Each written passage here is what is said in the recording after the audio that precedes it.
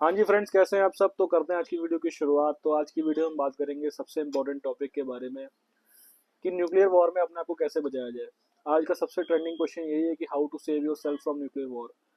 तो मैंने कुछ एआई पे सर्च किया था कि अपने आप को न्यूक्लियर वॉर से हम कैसे बचा सकते हैं। तो यहाँ पे कुछ एआई ने हमें सजेशंस दिए हैं कि how to prevent yourself from nuclear war, government organization and individuals. तो इसने कुछ आंसर्स दिए डिप्लोमेसी के through, encourage dialogue between nations. मतलब जैसे रशिया यूक्रेन की वॉर हो रही है, आप अपने बीच में डायलॉग कीजिए, बट वहाँ पे वो हो नहीं रहा है। डिसआर्मामेंट, मतलब अपने हथियारों को खत्म किया जाए, जितने हमारे न्यूक्लियर वेपन्स हैं उनको हम खत्म कर दें, पर वो होगा नहीं। Conflict resolution, establish international mechanism for resolving conflicts. Means Russia और यूक्रेन के वॉर में थर्ड कंट्री इंटरफेयर करे, वो भी पॉसिबल नहीं हो पा रहा। Economic cooperation, foster global economic cooperation to reduce tension, वो भी नहीं होगा। न्यूक्लियर सिक्योरिटी समिट्स, वो तो आज तक मैंने कभी देखा ही नहीं कि होते होंगे कहीं पे भी। फिर इसमें इंडिविजुअली हम क्या कर सकते हैं, अपने आप को एजुकेट करें न्यूक्लियर से बचना कैसे है। बट आज तक ऐसा कुछ हो ही नहीं सकता, क्योंकि हमारी कंट्री में तो बंकर ही नहीं है कि इंडिया में कहीं पे बंकर हो तो वहाँ जाके हम छुप सकें। अमेरिका में मैंने वीडियोस देखी हैं यूट्यूब पे, जहाँ पे उनके पास बंकर्स हैं।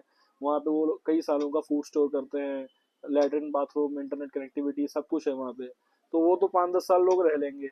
बट मुझे नहीं लगता कि इंडिया में कहीं पे किसी के पास भी बंकर होगा। अगर हो सकता है एक आधे के पास हो, तो वो हमारी नॉलेज में नहीं है। एडवोकेट फॉर पीस, पीस के लिए चलो कैंपेन्स होते हैं, सपोर्ट ऑर्गेनाइजेशन हैं कुछ ऑर्गेनाइजेशन फॉरेन में, इंडिया में तो बिल्कुल नहीं है।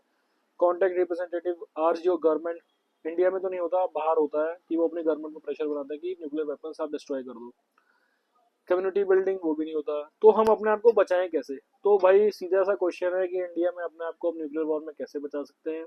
इसका आंसर है जीरो। आप अपने आप को नहीं बचा सकते। मैं भी यहाँ बैठा हूँ, मैं भी नहीं बचा सकता अपने आप को। तो ना तो हमारे पास बंकर्स हैं, ना हमारे पास इतना फूड है, ना ऐसा फूड है जो कई सालों चलेगा, क्योंकि हम तो ताज़ा उगाते हैं, ताज़ा खाते हैं। अमेरिकन, यूरोपियंस, ऑस्ट्रेलियंस, जितने भी फॉरेन कंट्रीज हैं मिडल ईस्ट को छोड़ के, वहाँ पे वो प्रिजर्व फूड खाते हैं, तो वो तो अपने आप को बचा लेंगे, हम नहीं बचा पाएंगे।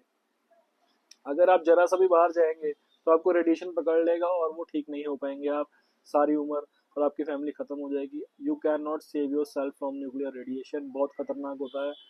आपने फिल्म्स देखी होंगी अमेरिका की, जैसे न्यूक्लियर वॉर पे आती है कि क्या हो रहा है, रेडिएशन का खतरा, बंदा मर जाता है और तड़प तड़प के मरता है।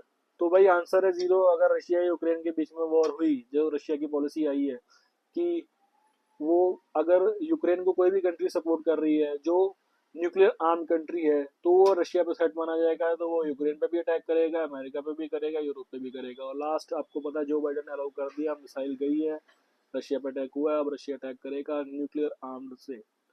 तो यूरोप में तो बहुत ज़्यादा इस टाइम चर्चे हो रही हैं। Sweden Finland are ready for wars, they have told the citizens to be ready for war. अब क्या होगा देखते हैं आने वाले टाइम में। हो सकता है इंडिया पे मिसाइल ना गिरे, बट यूरोप में तो गिरेगी ना। World is trash and Europe is the garden. तो भाई इसका आंसर जीरो है, कुछ नहीं होगा यहाँ पे। इंडिया में अगर मिसाइल गिरी, किसी के ऊपर न्यूक्लियर वॉर हुआ, तो भाई सब जाएंगे, कोई नहीं बचेगा, और पूरी इकोनॉमी डिस्ट्रॉय हो जाएगी, पूरा वर्ल्ड डिस्ट्रॉय हो जाएगा। तो फिर अगर आपको वीडियो अच्छी लगी हो, मेरी इन्फॉर्मेशन सही लगी हो, तो लाइक सब्सक्राइब कर देना। मिलते हैं फिर नेक्स्ट वीडियो में। Thank you very much.